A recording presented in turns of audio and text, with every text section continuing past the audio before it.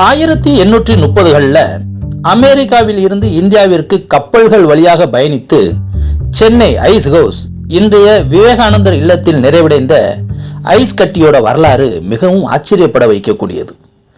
Ice கட்டிகள் வரலாற்றில் இடம்பெறக்கூடியவர் ice king என்று அழைக்கப்பட்ட Frederick Tudor. Ice king Frederick Tudor அமெரிக்காவில் குளிர்காலத்தில் உறைந்து போகக்கூடிய பனிக்கட்டிகளை பாலமாக வெட்டி எடுத்து விற்பனை செய்தால் என்ன என்று யோசிக்கிறார். 1830களில் கிழக்கிந்திய கம்பெனி இந்தியாவில் காலூன்றிய காலகட்டம் அது. மிகவும் வெப்பமான இந்திய நாட்டில் இருந்த பிரிட்டிஷார் ஐஸ் கட்டிகள் கிடைக்காம அவதிப்படுவதை அவர் தெரிந்து கொள்கிறார். இந்தியாவிற்கும் அமெரிக்காவிற்கும் இடையேயான 14,000 நாட்டிக்கல் கடல் மைல் தூரத்தை ஐஸ் கட்டிகள் கரையாம கொண்டு வர மர வியாபாரிகளை அவர் சந்திக்கிறார்.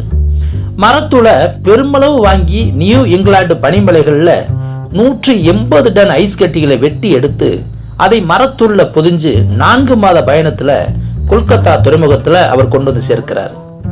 அந்த காலகட்டத்தில் உருகக்கூடிய பனிக்கட்டிகளை இவ்வளவு தொலைவிலிருந்து யாராவது கொண்டு வருவாங்களா என்று மக்கள் சிரிக்கிறாங்க. ஆனால் டியூடர் தனது தொழில் சிந்தனை வித்தியாசமானது என்று நிரூபிக்கிறார். மக்களிடம் ஒரு பொருளை பரவலாக்கி அதை பயன்படுத்த வைத்தால் சாதாரணமான ஒரு பொருளை கூட மவுசு நிறைந்ததா மாற்றலாம் என்று அவர் நிரூபிக்கிறார்.